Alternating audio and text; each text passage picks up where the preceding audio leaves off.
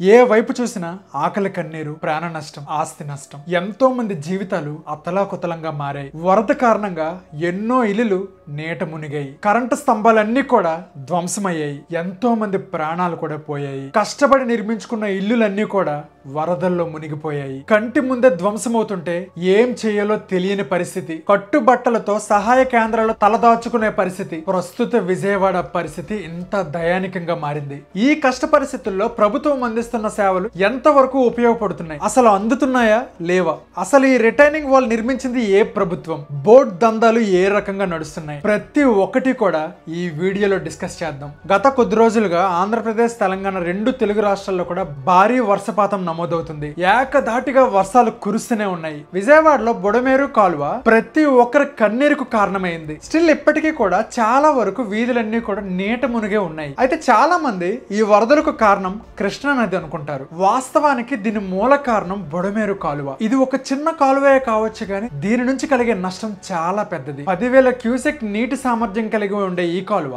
August 31వ తారీఖు నుంచి 45,000 cusec నీరు ప్రవహించింది. మైలవరం కొండల మధ్య ఉన్న ఈ వాగు వెలగలేరు దగ్గర డైరెక్షన్ రెగ్యులేటర్ ఉంటుంది. అంటే దీని ద్వారా వాటర్ డైవర్షన్ చేయొచ్చు. ఈ వాటర్ కృష్ణా నది వైపు కూడా మళ్లించొచ్చు. అయితే ఆగస్ట్ 30, 31 డేట్స్ లో భారీ వర్షపాతం నమోదైంది. వరద ఎక్కువ అవడంతో బుడమేరు కాలువ హెడ్ రెగ్యులేటర్ గేట్లు ఎత్తివేశారు. బుడమేరు వాటర్ ని కృష్ణా నది వైపు మళ్లించారు. అయితే అప్పటికే కృష్ణా నది ప్రవాహం చాలా వరకు పెరిగింది. దీంతో బుడమేరు ప్రవాహం రిటర్న్ ఫోర్స్ లో వచ్చింది. పైగా చాలా వరకు గండిపడడంతో ఆ వాటర్ వీధుల్లోకి ప్రవేశించింది. అజిత్ సింగ్ నగర్, బాంబే కాలనీ, మార్కండేయ కాలనీ, దేవి నగర్, రామవరపాడు, జక్కంపూడి, భవానీపురం, రామలింగేశ్వర నగర్ పూర్తిగా నీట మునిగాయి. దాదాపు 3 లక్షల మంది వరకు ఈ వరదల్లో చిక్కుకున్నారు. ఎప్పటి నుంచో దాచుకున్న డబ్బుతో వారికంటూ ఒక ఆస్తిని నిర్మించుకున్నారు. అవన్నీ కూడా కంటి ముందే ధ్వంసమయ్యాయి. కార్స్, బైక్స్, ఆటోస్ అన్ని కూడా నీట మునిగాయి. ఆహార పొట్లాల కోసం గంటల కొద్ది ఎదురు చూసే పరిస్థితి ఏర్పడింది. ఆహార పొట్లాలు వారి చేతికి రావాలంటే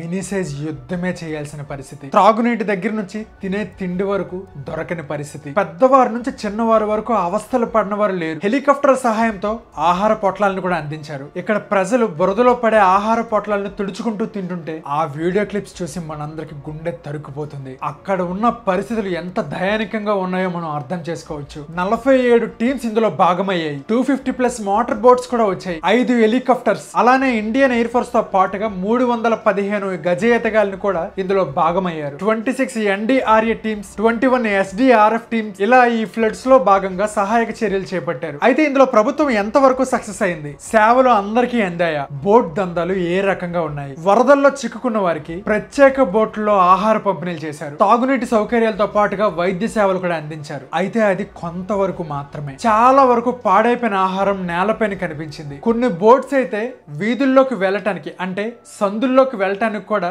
ఏ మాత్రం ముగ్గు చూపలేదు. ఆహార పొట్లం కూడా కొంతవరకు మాత్రమే అందించగలిగారు. భోజనం అందరికీ అందలేదు. ఎంతో మంది ముసలివాళ్ళు, చిన్నపిల్లలతో పాటుగా ప్రెగ్నెంట్ ఉమెన్స్ కూడా ఆకలితో విలవల్లాడారు. దీనికి తోడు కొన్ని బోట్స్ దీన్ని దందాగా మార్చాయి. దారుణంగా డబ్బులను డిమాండ్ చేస్తూ అవసరానికి మించి 10 ఎక్కువగా డిమాండ్ చేశాయి. గర్భిణీ స్త్రీలను కూడా వెనక్కి నెట్టి వారు అడిగే రేటుకు డబ్బులు ఇచ్చేవారిని ఆ బోట్స్ లో పట్టుకు వెళ్లారు. చాలా సందుల్లో బోటు వెళ్ళడానికి ప్లేసులు ఉన్నా సరే ఆ లోపలికి వెళ్ళటానికి ఏ మాత్రం కూడా ముగ్గు చూపలేదు. దీంతో అవస్థలు పడేవారి సంఖ్య చాలా వరకు పెరిగింది. మెడ లోతు వరకు ఉన్న నీటిలో భుజాన బ్యాగులు పెట్టుకుంటూ చిన్నపిల్లల్ని ఎక్కించుకుంటూ నీటి నుంచి దాటుకుని వెళ్లే వారి సంఖ్య చాలా ఎక్కువగా ఉంది. పైగా బోట్స్ కోసం గంటల కొద్ది ఎదురు చూడాల్సిన సమయం. అక్కడ ఉన్న జనాభాకు ఆ బోట్స్ ఏ మాత్రం సరిపోలేదు. ప్రభుత్వం సహాయక చర్యలు 100కి 100% అమలు కాకపోయినా ఒక 60% వరకు అందించగలిగాయి. కానీ వాటిలో చాలా వరకు ప్రజల వరకు వెళ్లడంలో విఫలమయ్యాయి. అక్కడ ఇబ్బందులకు గురయ్యే వారి సంఖ్య కూడా చాలా ఎక్కువ మొత్తంలో ఉంది. అయితే ఇంత జరుగుతుంటే ఈ రిటైనింగ్ వాల్ గురించి మాట్లాడుతూ మా పార్టీ వాళ్ళు కట్టించారంటూ గొడవలు కూడా పడుతున్నారు. ఇంతకీ ఈ రిటైనింగ్ వాల్ కట్టించింది ఏ ప్రభుత్వం, అది ఎంత వరకు ఉపయోగపడింది, ఎంత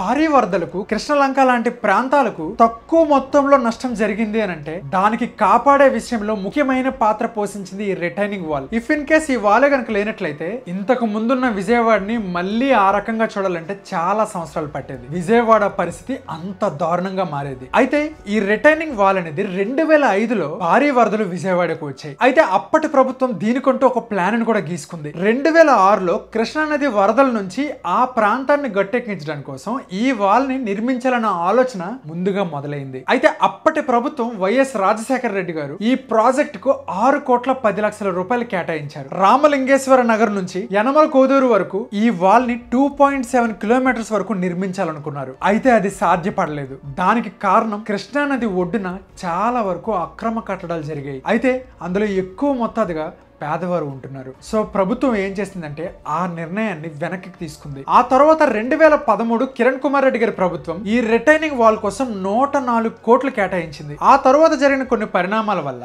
ఈ అంశం కాస్త పక్కదారి పట్టింది. విభజన జరిగిన తర్వాత కిరణ్ కుమార్ రెడ్డి గారు ఇచ్చిన జీవో 104 కోట్లతో పాటుగా ఈ వాల్ ని కట్టడం కోసం తెలుగుదేశం ప్రభుత్వం టెండర్స్ ని నిర్వహించింది. 2015లో గద్దె రామ్మోహన్ రావు గారు ఈ రిటైనింగ్ వాల్ నిర్మాణాన్ని ముందుకు తీసుకెళ్లడంలో ఎంతో సక్సెస్ అయ్యారు. ఒక రకంగా చెప్పాలి అని అంటే ఇందులో ముఖ్య పాత్ర పోషించింది కూడా ఆయనే. జూన్ 2015 ఈడబ్ల్యూఎస్ అలానే పవర్ మెక్ లాంటి 2 సంస్థలు జాయింట్ గా కాంట్రాక్ట్ ని తీసుకున్నాయి. ఈ కాంట్రాక్ట్ ప్రకారం 2 సంవత్సరాల్లోనే ఈ పనులన్నీ పూర్తి చేయాల్సి ఉంది. దీనికి ఒక నిబంధన కూడా విధించారు. అంటే 2015 నుంచి 2017 వరకు ఈ పనులన్నీ పూర్తి చేయాల్సి ఉంది. 104 కోట్ల అంచనా ఉన్న ఈ నిర్మాణం 136 కోట్లకు పెరిగింది. అయితే 2019లో గీతానగర్ కట్ట వరకు ఈ ప్రాజెక్ట్ పూర్తయింది. 2019లో వైసీపీ ప్రభుత్వం వచ్చిన తర్వాత ఆ ప్రభుత్వ హయాంలో దీన్ని ఇంకా పొడిగించాలనుకున్నారు.